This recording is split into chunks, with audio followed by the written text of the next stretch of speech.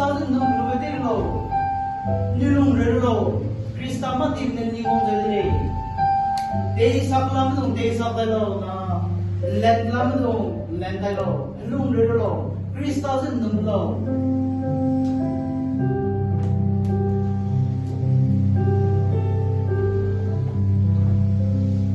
Krista dân nông người tên lô đi như lùng rơi lô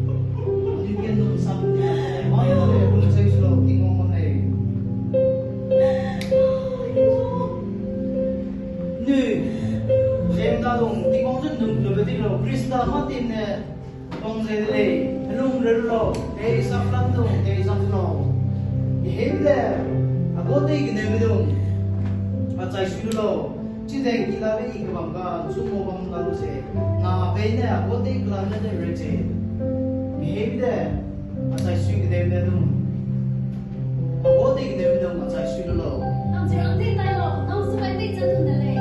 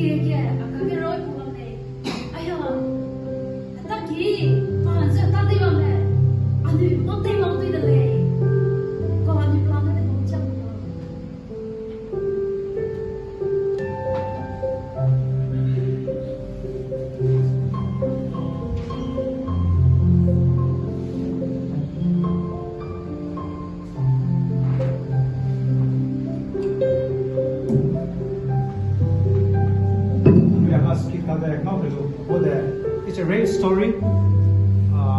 It happened in Assam, not far from our places. But what we can understand from this is that the life that has been set for Christ has bear fruit. And how we know that? That's what they get. Check the children only there. And only there in long town.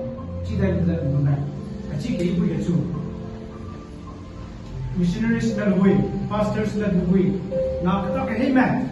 Anyone who is serving Christ, who is living in the name of Christ and giving the life, or give the life, they are always near the light. So I'm not going to job. Now we call it that. Now we sending back like a bum job. And really that is soon the right day, nothing on that way away. And we the pay. Christa now and we walk at the end. Then Jolabi is going to soon like way. The new presentation. Yeah, people guys in that. With Lana, waiting on the white today already.